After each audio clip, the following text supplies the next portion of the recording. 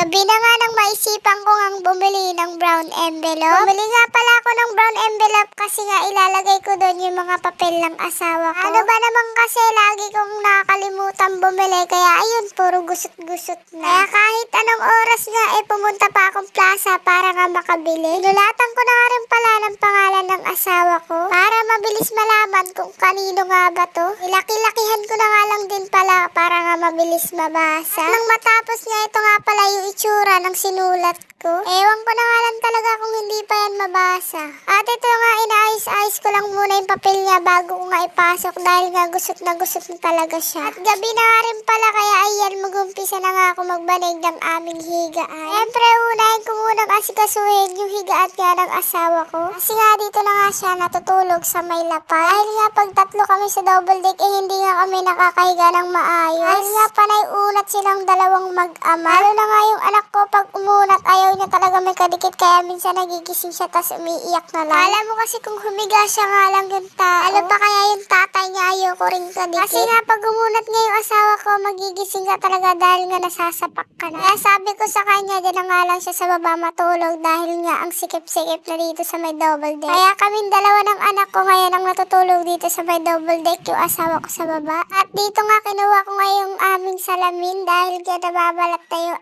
aking face. Sobrang balat kasi talaga ng mukha ko tapos namumula pa. Minsan pa nga namumula-mula yung mata ko kaya hindi mo alam kung sinapak o umiyak o whatever. At fast forward na nga tayo guys, kinabukasan na nga pala to ng madaling araw. May pasok na nga pala yung asawa ko kaya ayan, hinahandaan ko na nga siya ng susuotin niya. Laking pasasalamat ko talaga sa Panginoon dahil ngayon dinadasal ko na sana nga magkatrabaho yung asawa ko.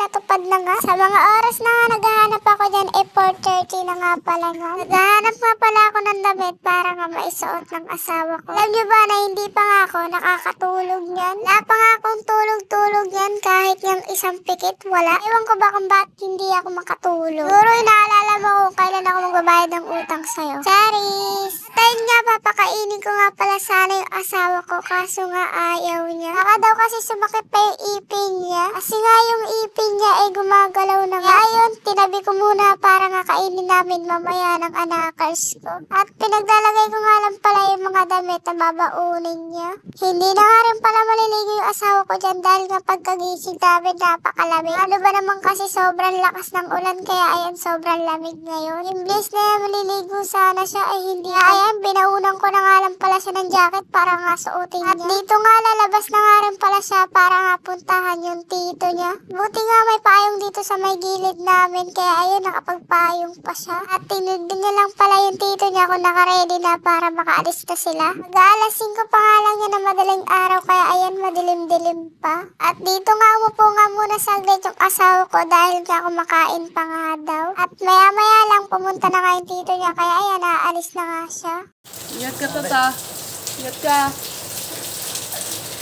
Oh, paano yan? Umalis na yung asawa ko. Hanggang dito na nga lang tayo. Thank you for watching. Pa-like and share.